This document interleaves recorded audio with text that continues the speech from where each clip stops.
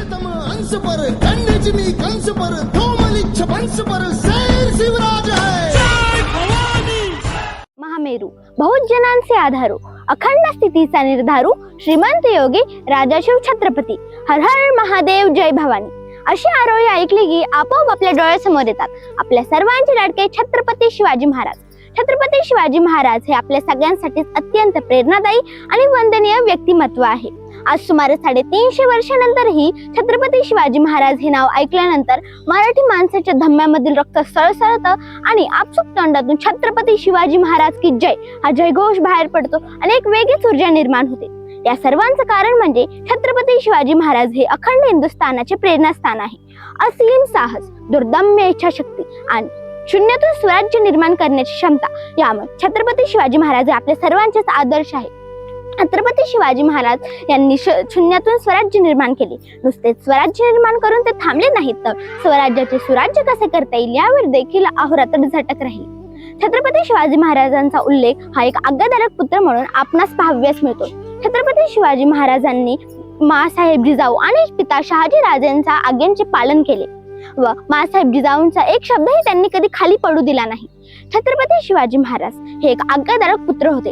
स्वराज्य उभारणीला तोरणा किल्ल्याच्या लढाईपासून ते राज्याभिषेकापर्यंतच्या सर्व महत्त्वपूर्ण निर्णयामध्ये आपल्या मातेच्या मतांचा त्यांनी सन्मान केला आणि माँसाहेब जिजाऊंनी सर्व निर्णय घेतले। स्त्रियांचा आदर करणारा राजा म्हणून छत्रपती शिवाजी महाराजांना असणारी ही ओळख गावातल्या पाटलांचा निवाडा असो, हिरकणीचा प्रसंग असो किंवा कल्याणाच्या सुभेदाराच्या सुनेचा प्रसंग असो यातून तर दिसतेच, पण माँसाहेब जिजाऊंचा आदर त्याचप्रमाणे महाराणी सईबाई, सोयराबाई आणि इतर महाराण्यांना दिलेले वागणूक त्यातून शिवाजी महाराजांच्या स्त्री दक्षिणेचा आपल्याला परिचय येतो। छत्रपती शिवाजी महाराजांनी निवडलेले माणूस, त्यांची युद्धनीती आणि त्यांचे सूक्ष्म नियोजन कधीच अयशस्वी झाले नाही, त्यामुळेच ते कधीही अजिंक्य आणि अपराजित झाले नाही।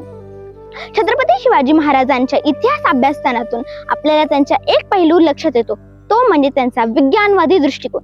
छत्रपती शिवाजी महाराजांच्या बहुतांश लढाया रात्रीच्या वेळी, विशिष्ट अमावास्येची रात्री असायच्या, कारण रात्रीच्या काळोखात शत्रूला हरवणे सोपे जायचे। मुहूर्त, वेळ, तारीख या सगळ्या संकल्पना महाराजांच्या युद्धनीतीमध्ये नसायच्या।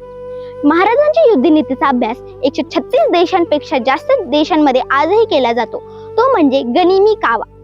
छत्रपती शिवाजी महाराजांची प्रमुख ओळख म्हणजे रयतेचे राजा। सामान्य प्रजासाठी ते जणू दैवत। कितीही दुष्काळ पडला तरी रायगडवरचं पाणी कधीही संपायचं नाही। रायगडवरून रयतेला पाणी पुरवठा केला जायचा। शेतकऱ्यांनी कधीही आत्महत्या केली नाही महाराजांच्या स्वराज्यात। 36 वर्षापूर्वीच्या गड किल्ले आजही त्याच दिमाखात उभे आहे। मायबाप शेतकऱ्यांचे, कष्टकऱ्यांचे राजा, आया बहिणीचे रक्षण करणारे, मराठी जपणारे आणि सर्व धर्मांचे रक्षण करणारे, शत्रूलाही आदर वाटावा असे एकमेव द्वितीय आहे छत्रपती शिवाजी महाराज। आजच्या नवयुवकांना माझी विनंती आहे, छत्रपती शिवाजी महाराजांचे आदर्श घेत शिक्षण, राष्ट्रविकास आणि समाजसेवेत पुढे यावे व नुसते पुस्तकी शिक्षण नव्हे तर स्वावलंबन आणि नेतृत्व गुण सुद्धा घ्यावे। आजच्या तरुणांना माझी विनंती, छत्रपती शिवाजी महाराजांचे नाव घेताना नुसते घोषणा देऊ नका तर त्यांच्या विचारांचं पालन करा। प्रत्येकाच्या हातात तलवार असली तरी स्वराज्य निर्माण करण्याची क्षमता असावी, हा संदेश त्यांनी दिला।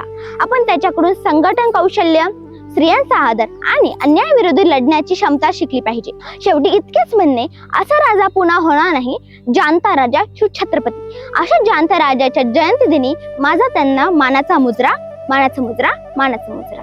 जय भवानी, जय शिवाजी।